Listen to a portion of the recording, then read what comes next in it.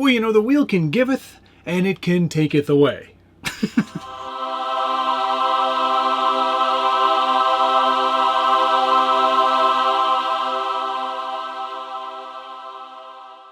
Welcome back to the Scale Builders Guild. Thanks again for watching. It's episode 2 of our Praise Wheel build-off that I'm doing with Josh over from Harley Designs. I will make sure to link down to him below so you can go check out his video for this week. If you're not familiar with this whole concept of the wheel, we have this stupid wheel that we've developed. It's a random wheel, and it gives us random tasks to do each week to our H10 Optics from Vanquish. And this is mine right here. You might remember from the first week that I spun having my wife help me build the truck. And in fact, I got Rebecca to help me, and she was a really good sport about it. It's gonna be a long afternoon. I think you'd be surprised. Cancel all my appointments. It only cost me concert tickets and a manicure, and I'll take her out for dinner as well. So, seems like a small price to pay for the amount of entertainment that you were all given. And I appreciate you all for watching. It was very, very cool to see the views really go up for my better half to be on the show. In fact, thank you for watching. And if you're enjoying this video and you like this series, hit the like button right now, subscribe if you haven't already, and ring that notification bell so you get updates anytime there's a new video from the Scale Builders Guild, including any Praise Wheel updates. What's up, guys? Welcome back to the Scale Builders Guild. Thanks again for watching. And praise Wheel. Praise be to Wheel, of course. Wheel has been good to me this week. Cut to the tape. Yeah, hit the button. I want... There's a lot of What's things. Wheel of Fortune? What's that one again? Change the wheels. Again. Oh, yeah. Again. Shut up and spin already. All right. TH, man. Go. Oh, man. Here we go. Spinning. But I'm going to call my shot first. Can you dig it? I'm going to spin once it hits that. Does that mean we have to put dig on it? That's the plan, yes.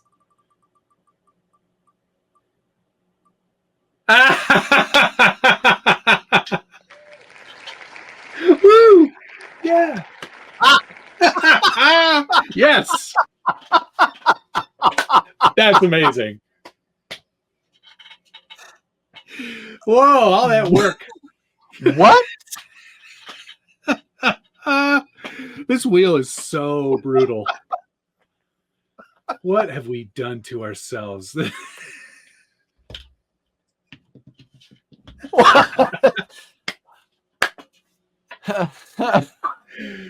Praise be to Wheel.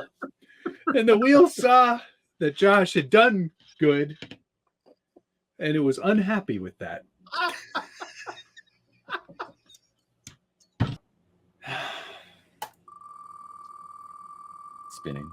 Spinning. Yes. No. What's that mean? I just put overdrive in? Yeah, there's something overdrive related. Yeah. Okay. I wanted dealer's choice, which was me. I get to choose for you then. I was like, oh, dealer's choice. That sounds good.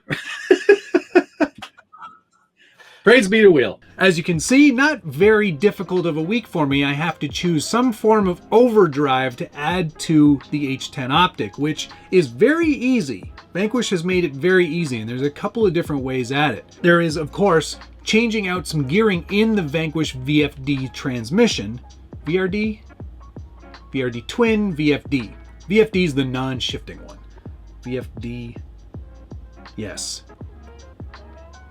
How come I don't know anymore? I don't know anymore. VFD equipped. All right, cool. And so what overdrive means essentially is that your front wheels are going to turn at a faster rate than your rear wheels. And there are some advantages and disadvantages to overdrive. One of them being that it does help pull you up over an obstacle and gives you a little more bite on aggressive climbs. Where it seems to hurt the most is on a very angular slope and you're driving on the side of that slope. Because your wheels are turning faster, it does tend to want to pull you down the hill as opposed to up the hill. So side hilling can be a bit of a thing, and that's one of the disadvantages, but I think the advantage of having a little more grip up front and just a little more inertia to help pull you up over an obstacle is enough of a trade-off for me to install it. And I have to install it because it was what the wheel told me to do. And you never not do what the wheel tells you to do. Don't do what Johnny Don't does. Or do. I don't know. Back to how we can get overdrive on this vehicle. There's a couple of different ways. Vanquish has an option for actually changing out the gearing in the VFD transmission, so it does give you a 21% overdrive, which means those wheels up front are going to turn 21% faster than the ones in the rear. The other way to do it is to install an underdrive gear in the rear axle, so that axle is going to turn slower than the front one, essentially and effectively giving the front axle overdrive by underdriving the rear. It's a much simpler install, and because we don't know yet if we're going to have to trade trucks with each other, I think I'm going to go with the simpler route just because I've got a lot of other transmission upgrades planned for future weeks, and I don't want to give all of those to Josh right away. The install could not be simpler. Start by removing the bolts that hold the second member onto the axle. There's 4 of them. And take your wheels and tires off that rear axle to expose the hex and the pin. Remove that. Remove the caps off the ends of the axles so you can pull out the drive shafts. You're going to have to do that on both sides. And then take that second member out of the axle housing to reveal the gears inside. Undo those 4 screws. Pop off the bearing retainers that house the spool on there. And pull out that pinion. You won't be needing that either. You're going to need a new spool because the machined gear set here, the Underdrive gear set, does not have a spool as it is a separate piece. And then we're going to assemble that. This is pretty simple. You're going to need to install those screws into the spool and the ring gear. Use a little bit of thread lock so everything stays nice and tight. Put your new pinion in. You can reuse all the bearings, of course, and then there's your completed ring and spool. And add the bearing retainers, plop that back into that. I guess it's technically a third member, isn't it? I don't know. Anyway, reassemble everything, add some new lube. I'm using the blue grease from Vanquish. And now you've got overdrive. Super simple install, and to prove that it worked, let me show you a quick demonstration of how overdrive looks on a truck. Here it is right here. I've got a Scale Builders Guild shield at the top of each of these tires. Now I'm just going to accelerate as I normally would. And you can see right away that this front wheel is spinning substantially faster than the rear wheel. And that's what overdrive looks like, and that's what it gives you. More spinny up front.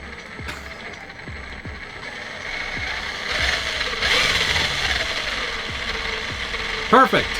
One of the other benefits I didn't mention is that it can help decrease your overall steering radius. Because the wheels are turning faster in the front, it just naturally wants to pull you around a corner faster.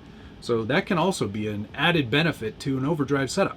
And that would be a pretty crappy week if all I did was change out a ring gear and a pinion.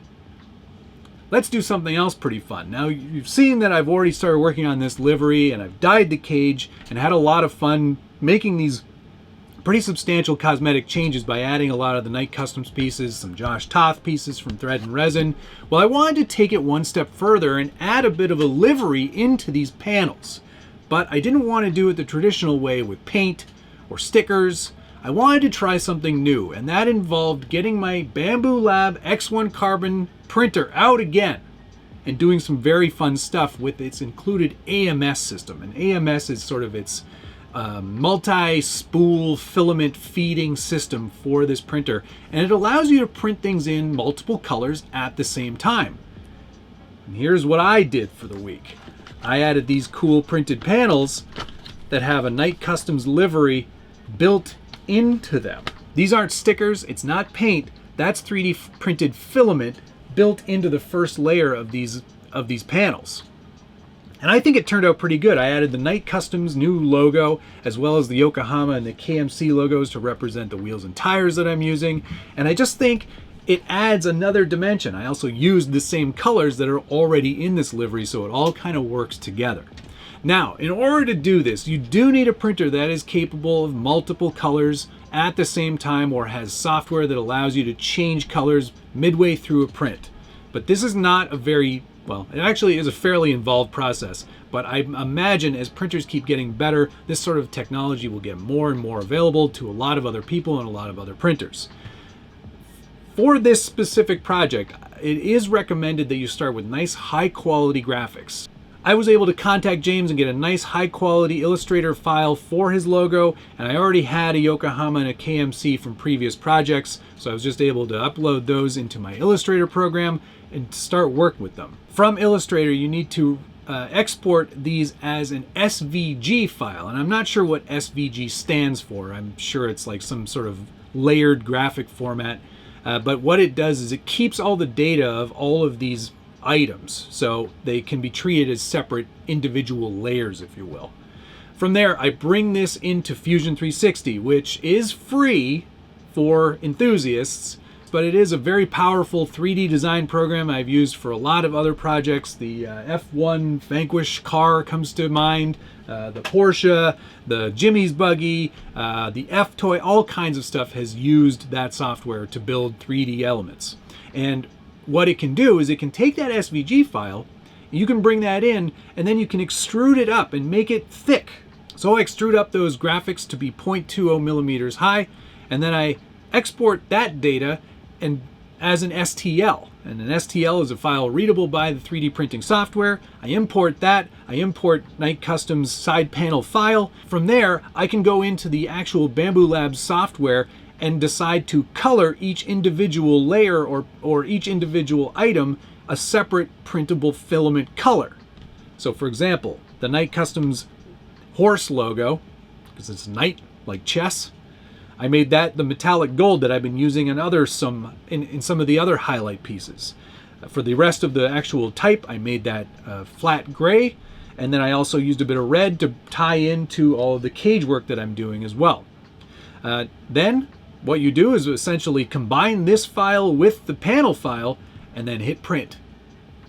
Bamboo does all the hard, heavy lifting of figuring out which color goes where and when, prints everything. You have to do it face down on the build plate, otherwise it would be an exceptional amount of extra time spent changing filament on each layer as you go up. That would be crazy. It's basically 45 minutes to print one of these panels. To do it the vertical way and have it all look very nice and have all of this come out really smooth, it'd be more like a 5-hour print. It's, you know, obviously your time is worth whatever it is to you, but I knew this would turn out really great just being flat on the build plate. We can always sand this element out afterwards and just get it super smooth if we want to, or we can just leave it.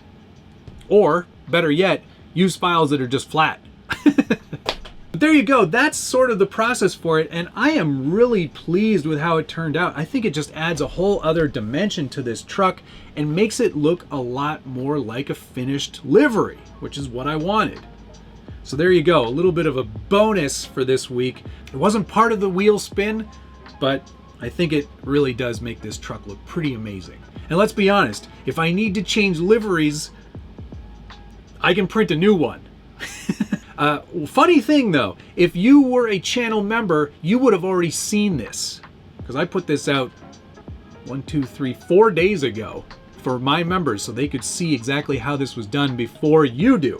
And if you're interested in joining that, there will be a link down below. I offer all kinds of tips and tricks. You get advanced content of stuff that's coming out.